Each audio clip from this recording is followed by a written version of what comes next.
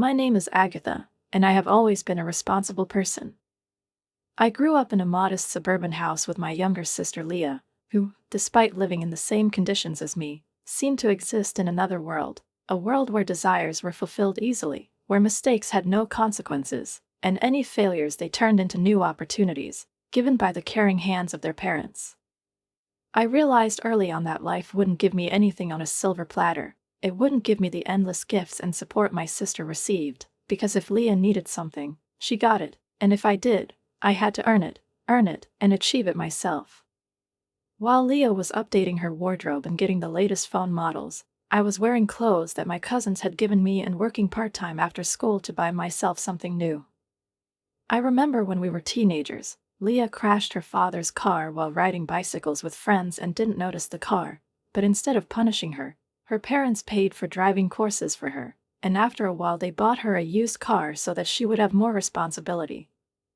I then asked my father why, despite excellent grades and 2 jobs, I didn't even have a hint of my own car, but he just shrugged and said that Leah needed more support to stay on the right track, and I was doing well anyway. I'm used to not complaining, not demanding, not throwing tantrums, just grit my teeth and move on, but I still remember that evening before graduation, when Leah rented my dress without asking, saying she needed it urgently and only for a couple of hours, and then returned it with a huge stain from red wine. I was literally suffocated with resentment at the time, but my parents just threw up their hands and offered me to show understanding. They say, anything happens, don't get mad at your own sister. Here's money for you, buy yourself something at the last minute. When I graduated from college, paying for my studies on my own, Leah lasted only 1 semester there, after which she said that it was not for her, that she wanted to find herself, and in the end she just hung out from one temporary job to another, never finding stability. I got a job at a marketing firm, rented a nice apartment, led an independent life, and met Durant, a man with whom I thought I could build something real. We had been together for 2 years when one day there was a call from Leah, and when I heard her sobbing on the phone, I immediately realized that something had happened. I got fired again. She sobbed, barely breathing from the emotions she felt. It's not my fault at all, it's just that the phone ran out, I couldn't check the bus schedule on time, and my boss is just a complete __. He didn't even want to listen to me. I sighed, already anticipating what would follow. I knew my sister all too well, her chronic irresponsibility, endless excuses, and her ability to turn any offense into a tragedy that required universal sympathy. I asked, realizing that this conversation would inevitably lead to some kind of request. Can I stay with you for a while? Just until I find a new job. My landlord kicks me out at the end of the week. I have nowhere to go. I looked around the apartment Durant and I shared. It wasn't too big, but there was a pull-out sofa in the living room. Technically, Leah could live there, but the question was what kind of chaos she would bring with her. Let me talk to Durant, I said, not wanting to make that decision alone. Durant, of course, was not thrilled. He had only met Leah a few times, but it was enough to form a clear opinion about her.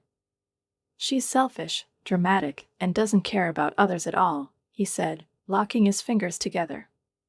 Are you sure you want to bring this mess into our house? It's only for a few weeks, I promised, hoping that I could really set clear boundaries. She just needs a little help getting back on her feet. So Leah moved in with us 2 months ago, bringing with her 2 suitcases and a lot of problems that spread throughout the apartment, filling our once cozy and harmonious life. She threw things around the living room, used up my expensive shampoo, and did absolutely nothing to find a job. I'm looking for opportunities, she said, idly scrolling through social media on her phone. Durant was patient at first, but I could see his irritation growing. He was betrayed by the tense lines around his mouth when he came home and found Leah in her pajamas in front of the TV at 4 o'clock in the afternoon. Last Tuesday started as usual. I had an important meeting with a client at 2 o'clock in the afternoon, but towards noon I felt an impending migraine. Everything was swimming in front of my eyes, nausea was coming, and my head was splitting. The pills didn't help, and realizing that I wouldn't be able to work properly, I asked my boss to reschedule the meeting. Let's do it on Thursday, then, she suggested. I agreed and went home, anticipating the darkness and silence in which I could come to my senses. When I opened the door, I immediately heard strange noises coming from the bedroom. At first, I thought Leah was sick or in trouble, so I rushed down the hall, but when I pushed the door ajar, it didn't take me a second to figure out what was going on. Leah and Durant were lying there in my bed. They didn't even notice me right away, they were too caught up in each other. Time seemed to have stopped. Durant saw me first, his eyes widened in shock. He pushed Leah away and frantically grabbed the sheet, trying to cover himself, as if that could make a difference. Agatha, it's not, I mean. His voice was trembling, and his face expressed a mixture of fear and self-pity. Leah turned around, and to my utter bewilderment, she didn't even try to hide her guilt. She just sat up in bed, lazily pulling the covers over herself, as if I'd caught her watching a movie instead of a betrayal that could destroy 2 lives at the same time. What the hell is going on here? My voice sounded unexpectedly steady, but a hurricane was already raging inside me. Durant jumped up, awkwardly holding the sheet on his hips. Baby, I'm so sorry, it just happened. It just happened. I repeated, feeling anger overwhelm me. Did you just accidentally fall into my sister's bed? Leah rolled her eyes, her lips curling into a sneer. Oh, come on, Agatha, don't be so dramatic. That tone, that condescending, arrogant tone with which she spoke to me all my life made something inside me break. 2 years of relationship with Durant, 2 months of Leah's help, years of humiliation and neglect, all this broke out in me with a fiery flash of awareness. I was convenient for them. That's all.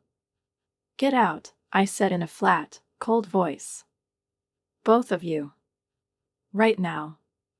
Durant blinked, his face contorted in supplication. Agatha, please, you have to understand, Leah, she's what? I grinned, crossing my arms over my chest. Did she make you betray me? Oh, come on, Durant, don't make excuses, Leah snorted, shaking off the covers and getting out of bed. He's been unhappy with you for months, Agatha. I love him. And I'm taking him away. Her cold gaze pierced right through me. I stared at her, not recognizing my own reflection in my sister's eyes. How could you be so heartless? Without saying a word, I turned around, went to the closet, and began ruthlessly pulling out their things, throwing their clothes into the hallway. Durant gasped, and Leah's lip curled. You have 5 minutes to pack your things and leave, I said, barely able to keep from screaming. Or I'll call the police. Durant, still trying to say something, reached out to me, but I recoiled. His touch now only disgusted me. They hurriedly got dressed, stuffing their things into suitcases, and I stood with my arms crossed, staring at the wall so as not to look at them. When they finished, I followed them to the door. Agatha, please, Durant tried to grab my hand one last time, but I jerked away. There's nothing to talk about, I said, pushing them out the door. You're both dead to me. I slammed the door, locked it, and slid to the floor, finally letting my tears run wild. I spent the night crying. There was no sleep, no peace, only bitterness and pain. The phone vibrated every few minutes. Durant begged me to listen to him, promised that it was a mistake, that he loved me. But I haven't read his messages. They didn't mean anything. Around 9 p.m., the phone rang again. Mom's name appeared on the screen. I hesitated, but I answered. Hello? What the hell is wrong with you? Her mother's voice was shrill with anger. I took the phone away from my ear, blinking in surprise. What? How dare you throw your sister out on the street? Stop it, she screamed. Leah has nowhere to go. I couldn't believe my ears. Mom, do you even know what happened? My voice cracked. Leah slept with Durant. In my bed. So what? She said calmly. You had no right to kick her out. She's your sister, for God's sake. She's in love with him. I froze. Are you serious? My heart was racing. Listen, you have a good job, you can find a new apartment. Why don't you just let Leah and Durant stay with you? They need it more than you do. It seemed to me that I misheard. Let me get this straight, I said icily. Do you want me to give my apartment to my sister and the guy she stole from me? Don't talk to me like that. My mother cut me off abruptly. You've always been selfish, Agatha. I've been jealous of Leah all my life. Grow up and do the right thing. I laughed. It's better, joyless. Is it the right thing to do? How's Leah? Or how are you? You're impossible, she snapped. I raised you better. No, I said softly. You raised Leah to take what she wants. And for me to let her. There was silence. I'm done with all of you, I said, and before she could respond, I hit the end button. A second later, I blocked her number. Then I blocked Leah and Durant. All my life, I've been someone who sacrifices, who understands, who takes on more than I should, and now I wanted to end that role once and for all.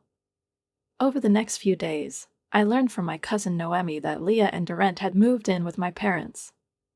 Apparently, they were now the new golden couple, and my mother literally idolized them, saying at every family dinner that Leah had finally found love. According to Noemi, Leah never missed an opportunity to demonstrate her happiness in front of everyone. She posted photos of her and Durant's happy faces on social media, captioning them with sickening phrases like, "When you finally find your soulmate." I pretended that I didn't care, but every time I accidentally came across their picture or someone I knew casually mentioned their names, everything inside me shrank, and I could hardly contain my anger and pain. I decided to throw all my energy into my work. If I had lost my family and my man, then at least I could concentrate on my career. Alicia, my boss, noticed my increased productivity and said with a satisfied smile, "Agatha, whatever is fueling your current performance, I like it." The campaign for Roberts was brilliant. A week later, she announced that she was recommending me for the position of Senior Marketing Specialist. The promotion was accompanied by an impressive salary increase and his own office. Relief, joy, and a sense of triumph mixed inside me. If Leah was used to getting everything without difficulty, then I always achieved everything on my own, and this was my small but important revenge. To celebrate my promotion, I arranged to meet my friends at a trendy bar in the city center. My old college buddy, Bruno, was there, the man who was always there for me, the one who fixed my car when I was a student, listened to my complaints about life, and gave me honest advice, even if I didn't like it. At one point, he raised his glass and said loudly, "To Agatha, for talent, intelligence, and endless patience. And for the fact that she finally realized that she deserves more." I laughed, but deep down his words hurt me more than I expected. After a couple of hours, most of the company dispersed, and Bruno and I were left alone. We talked about everything, about old times, about life, about the people who came and went from our destiny. Alcohol was pleasantly relaxing, and looking at him, I suddenly realized that he was the only man with whom I always felt calm and safe. "You always knew Durant wasn't right for me, didn't you?" I asked, toying with the rest of the wine in my glass. "Yes," he admitted, without taking his eyes off me. "But you didn't want to hear it then." I sighed, realizing how right he was. How many times has he hinted to me that Durant is not the kind of person you can trust with your heart, and how many times have I turned a blind eye to it, clinging to the illusion of love?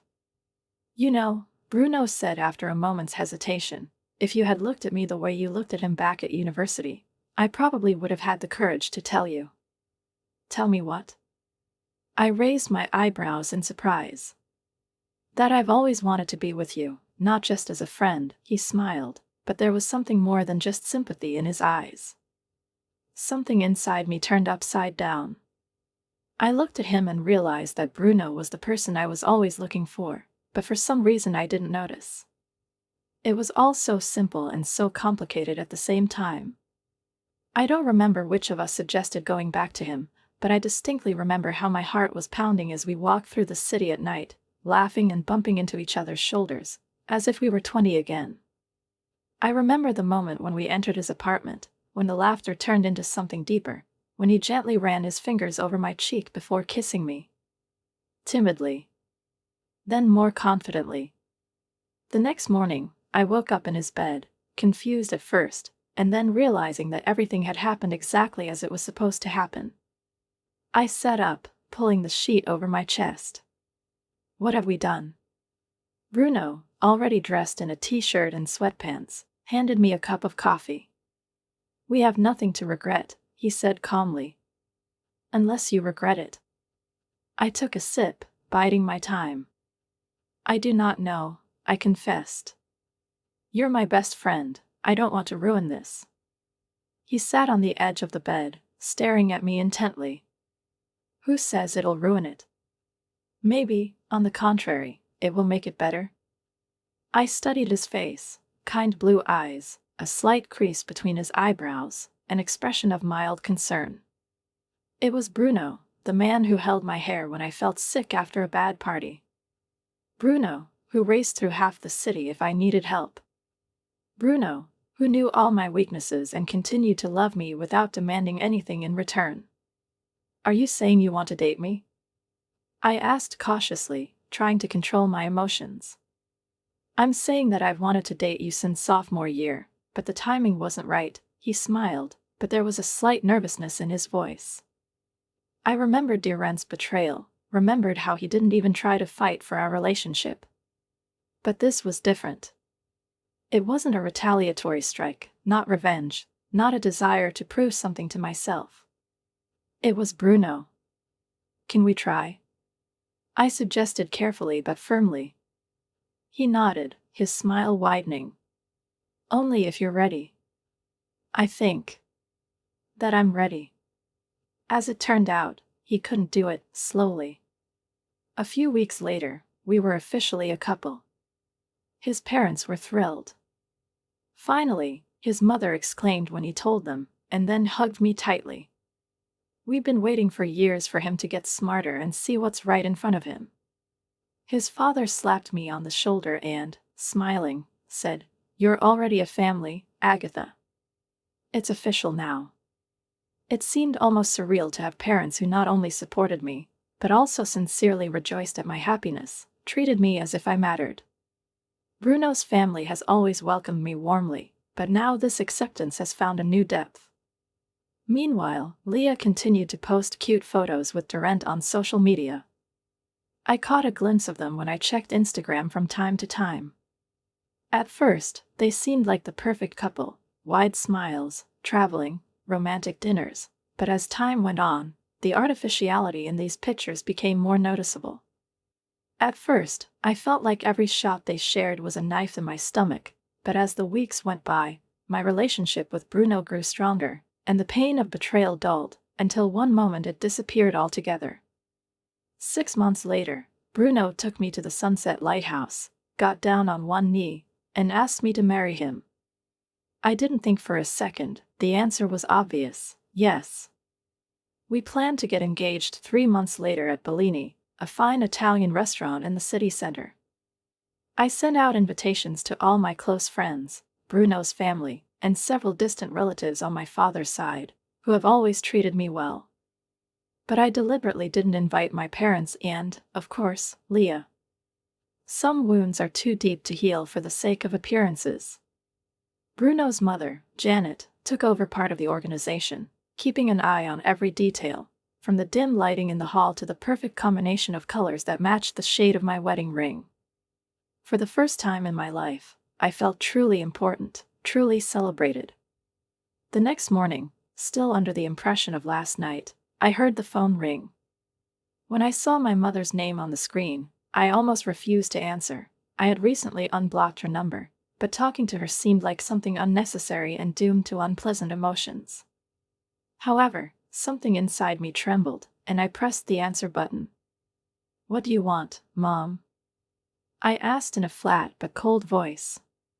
How could you? Her voice was trembling, but not from resentment, but from indignation. How could you get engaged and not invite your family? I sighed wearily. I invited the family.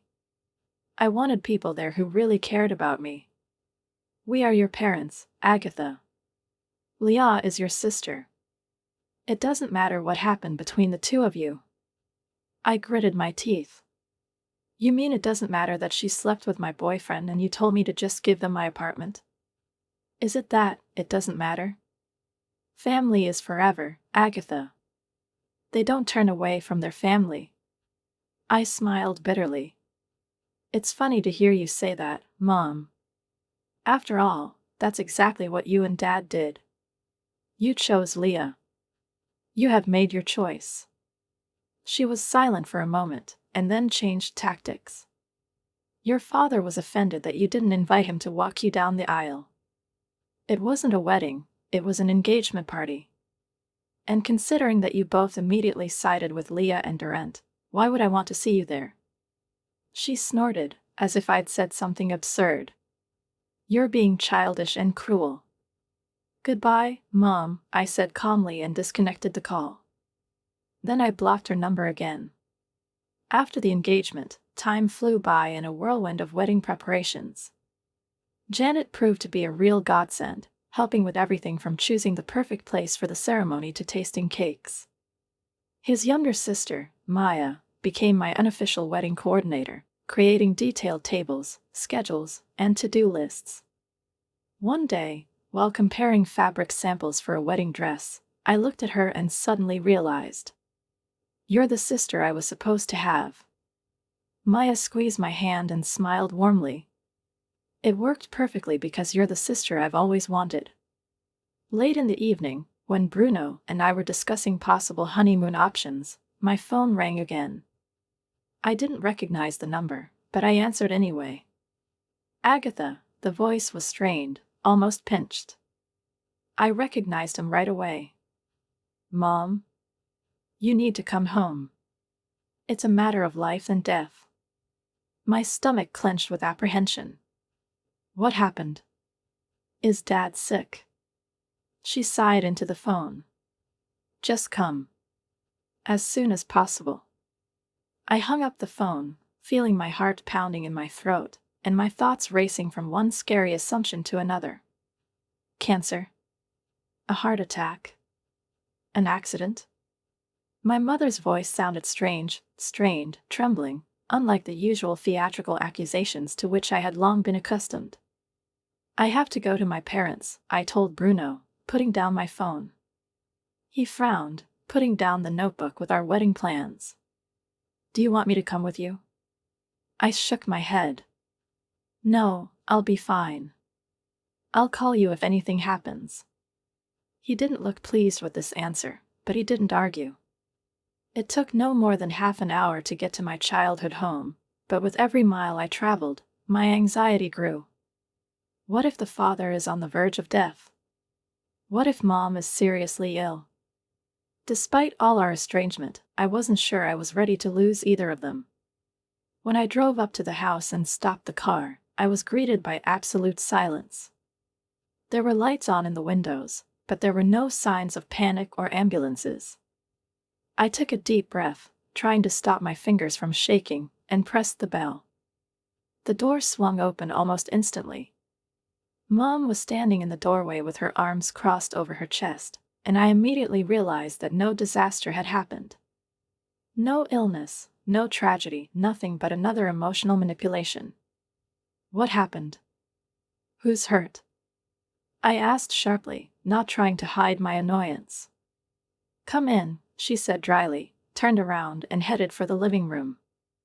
I followed him and immediately saw my father sitting in his favorite armchair. He looked perfectly healthy, reading the newspaper without even bothering to look at me. But the main surprise was Leah, who was sitting on the couch. Her eyes were red, and she was clutching a crumpled handkerchief in her hands. She was clearly crying. I tensed up. What's going on here? Mom took a deep breath and nodded towards her sister. Your sister needs you. I remained standing with my arms crossed over my chest. Why?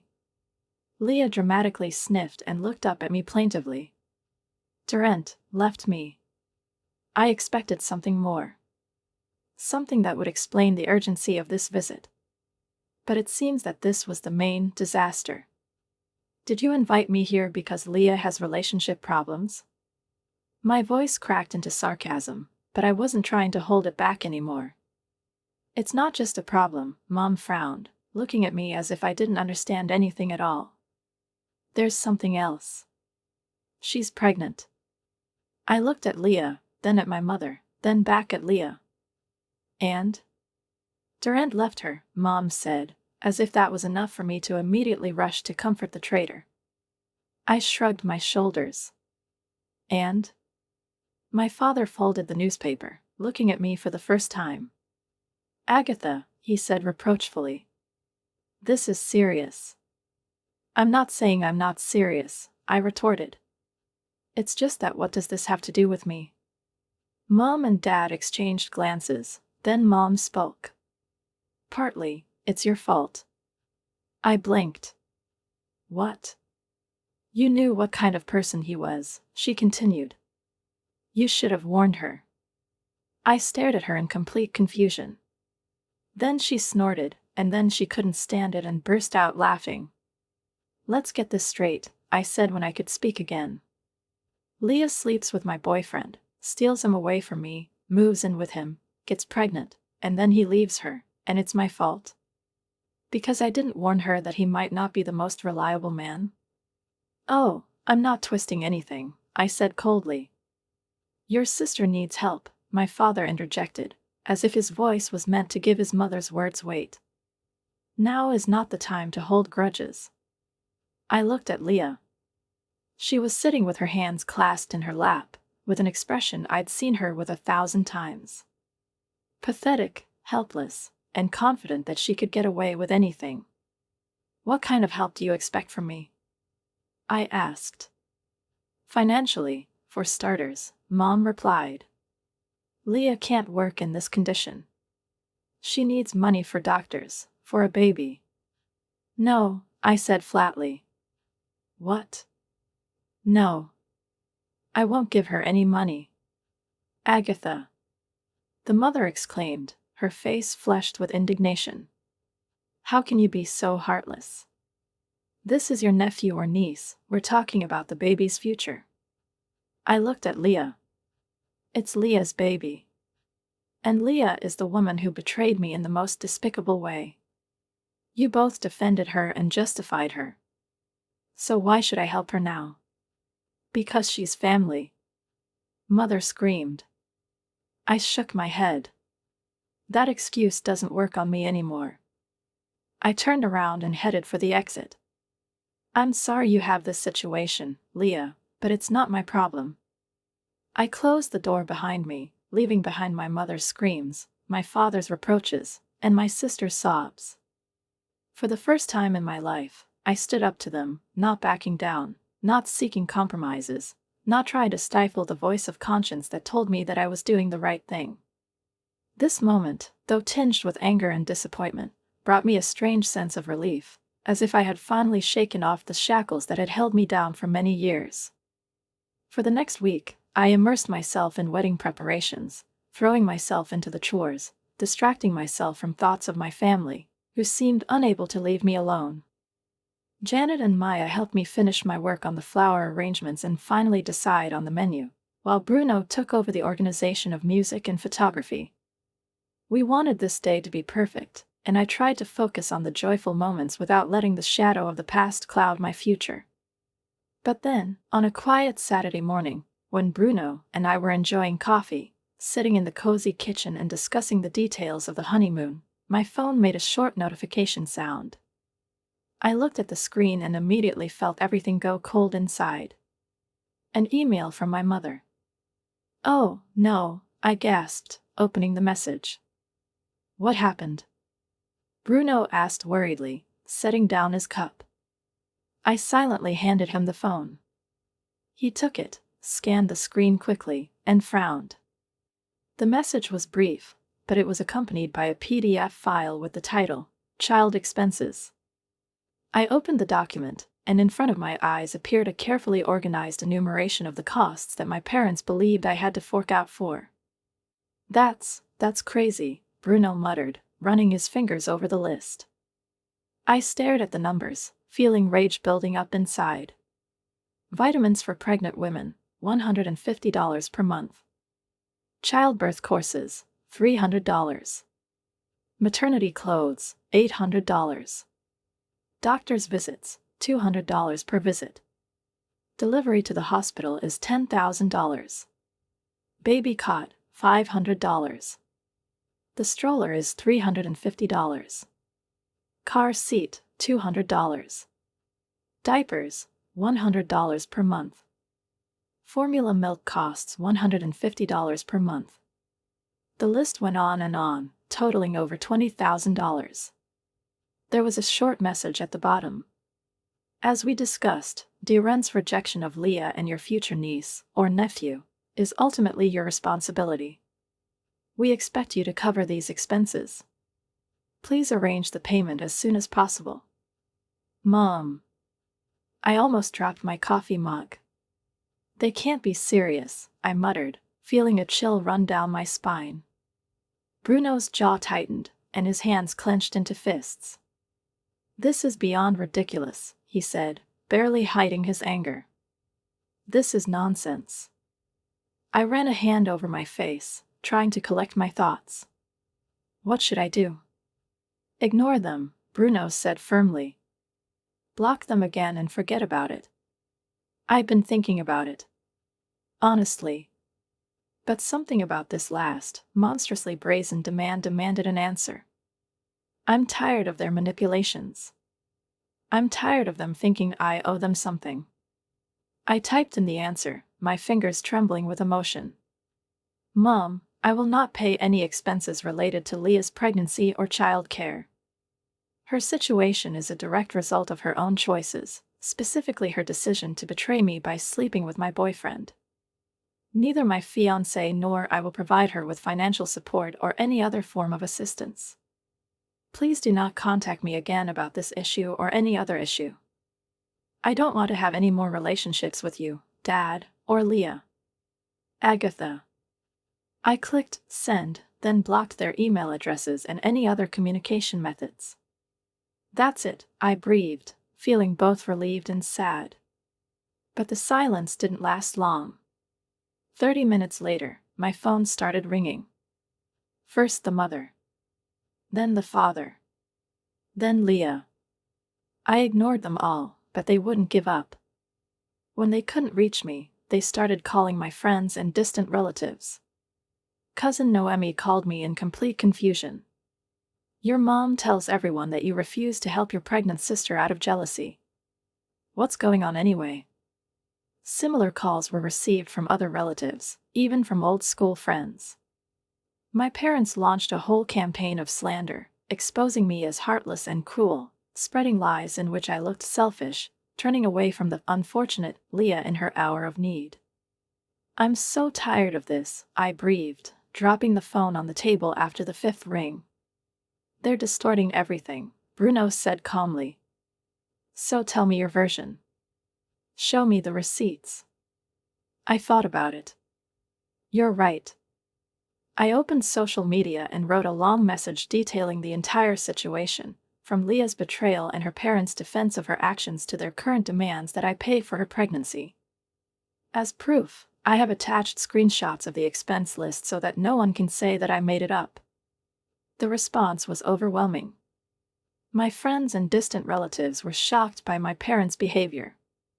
Many who initially believed their version wrote me apologies, admitting that they now see the situation differently.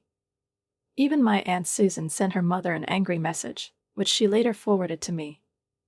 It sounds like you just left Leah in a difficult moment. But now I see that she got into it herself. And you still want Agatha to pay for it? I should have known. I stared at the screen, feeling the weight that had weighed on me for so many years begin to disappear. Now everyone knew the truth. Now they could no longer control the story. Everything was quiet for about 2 weeks. The wedding was approaching, and I was immersed in the final preparations, trying not to think about my family and their endless attempts at manipulation. Every day was scheduled by the minute, fitting, clarifying the details of the decor, final discussions with the organizers, checking the guest list, approving the menu, rehearsing the ceremony. It seemed that this silence foreshadowed something inevitable, something that was about to burst into a hurricane, disturbing such a delicate balance. And I was right. On Saturday afternoon, when I was checking the seating arrangements for the last time, there was a loud, demanding knock on the door in the apartment. I shuddered, and my heart sank instantly. Standing up, I peered through the peephole and stifled a groan. "It's them," I whispered, feeling anger rise in me, mixed with anxiety. Bruno, hearing my voice, came closer. His gaze instantly became hard, tense. "Do you want me to get rid of them?" "What is it?" he asked, ready to close the door in their faces at any moment. I took a deep breath. "No. I can handle it. Maybe we can finally put an end to this." I turned the lock and opened the door. My parents and Leah were standing on the threshold. The mother, her face flaming with indignation. The father, frowning, but, as always, silent, as if he simply approved of every word his wife uttered. And Leah, with a rounded belly, her hand ostentatiously resting on it, and a carefully rehearsed expression of suffering on her face, as if she carried all the sorrow in the world. My mother spoke before I could even open my mouth. "How dare you?" Her voice was harsh, almost shrill. "How dare you humiliate us on the internet, putting family matters on public display? We raised you better than that." I stared at her in silence, letting her speak, seeing how with each word her face was blushing more and more, and her gestures were becoming more nervous, harsh, accusing. My father stood next to me, occasionally nodding in agreement. Leah, still playing the victim, stood aside, her lips pursed, but I knew that if I gave in to my emotions, she would play her main role, letting out a tear and portraying a sister who was ruthlessly betrayed.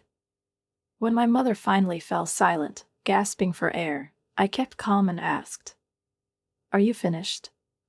"We're just getting started." My father interjected, his voice low but firm. "We're not leaving until you agree to help your sister."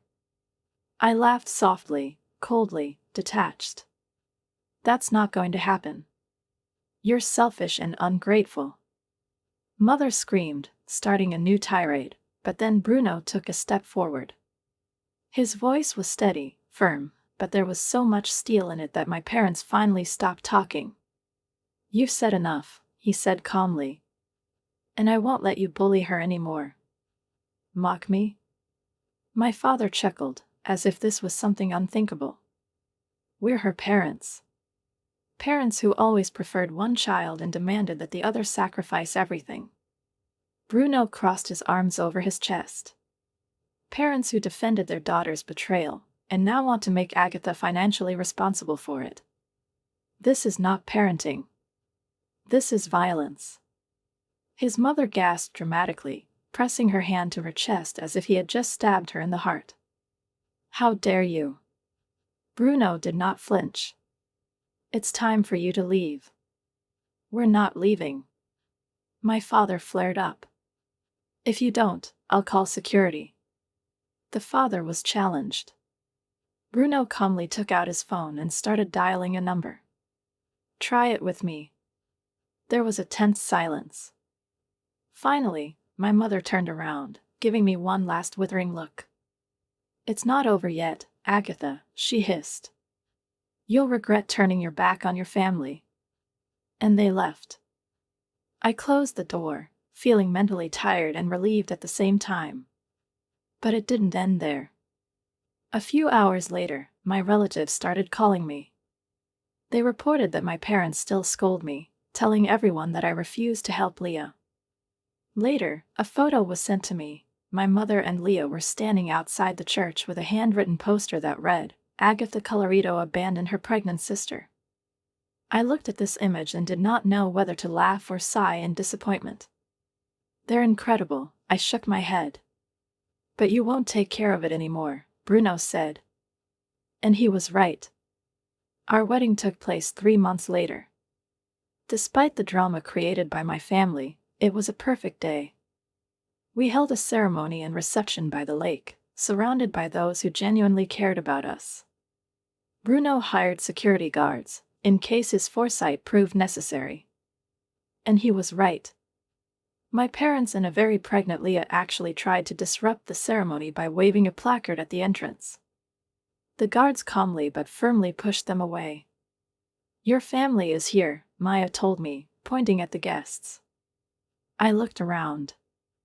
And she was right. A real family is not about blood, but about love, respect, and support. The next day, we flew to Hawaii for our honeymoon. 2 blissful weeks of sunshine, ocean, and new beginnings. A few months later, I learned from Noemi that Leah had given birth to a boy. My parents raised him, constantly complaining about financial difficulties and a heartless daughter who did not want to help. But now their words no longer hurt me. I built a life where I no longer had to prove my worth. I was freed from their power. And she was really happy. Write a comment on what you think about this story and don't forget to subscribe to the channel and like it. See you soon.